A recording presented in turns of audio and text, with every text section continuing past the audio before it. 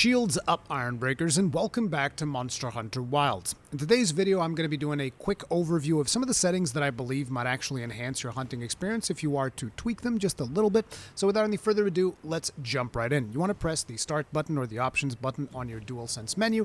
A lot of these settings are also going to be showing up on the PC side of things once the beta comes to the PC, so I'd recommend you check these out there as well. So you're going to want to select the System option over here and go into Options. So the first thing that I want to bring up is a lot of people ask me in my live stream, Rurikhan, how is your game running so much smoother than mine? And that is because in my live stream I've spent most of the time playing in performance mode. Now there's two modes the game comes with, which is performance or resolution, and by default it comes with resolution. However, that setting cannot be changed once you're in the game. That is why if you go in here, and this is the display option, what you'll notice is that there is no performance or resolution setting. That's because you have to exit out to the main menu, and there you will see that option present. I should be showing you guys a screenshot of what that looks like on screen right now.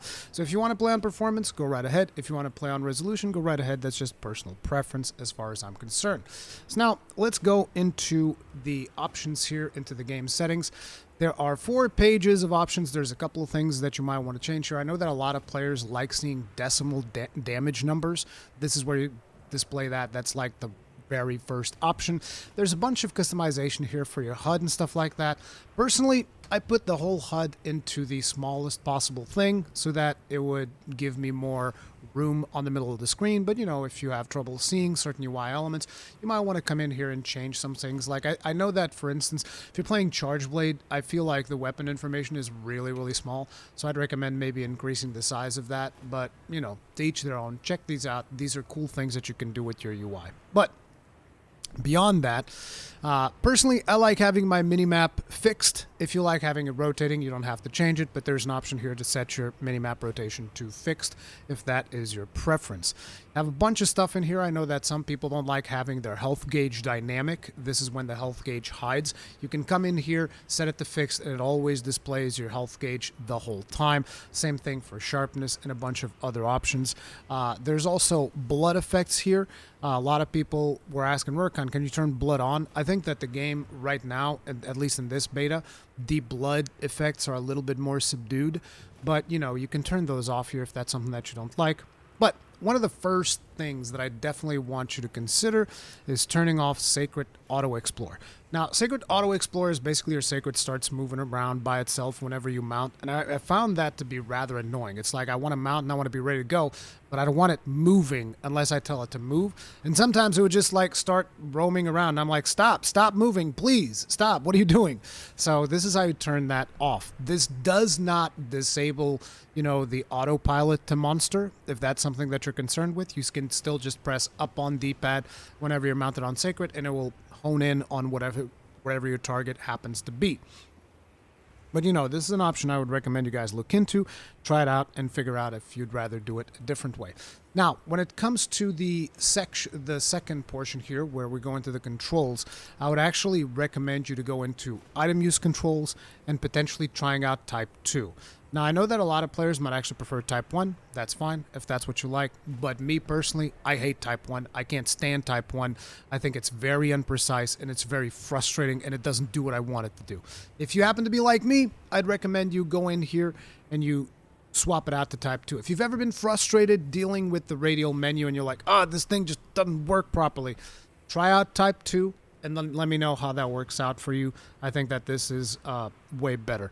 Now, another setting that I would highly recommend, I would heavily recommend people change, is Auto Sheath.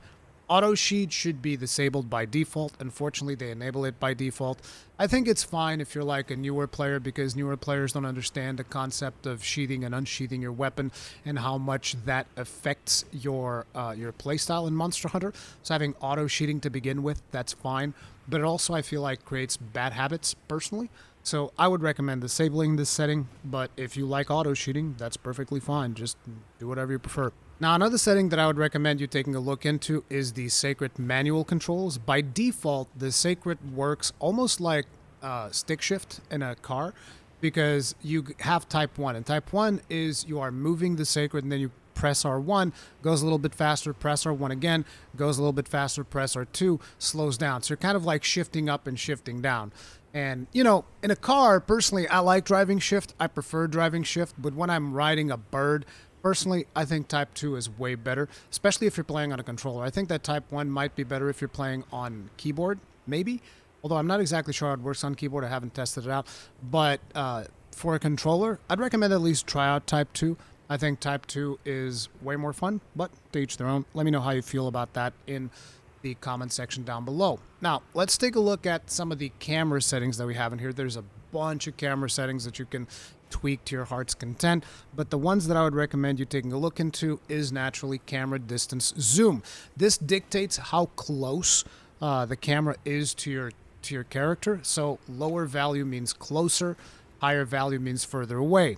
So I'd recommend you play with this a little bit. Personally, I like max zoom out so that I can see a little bit more of the field. Gives you a little bit more situational awareness when you're fighting some of the harder monsters, stuff like that. I personally like that quite a bit.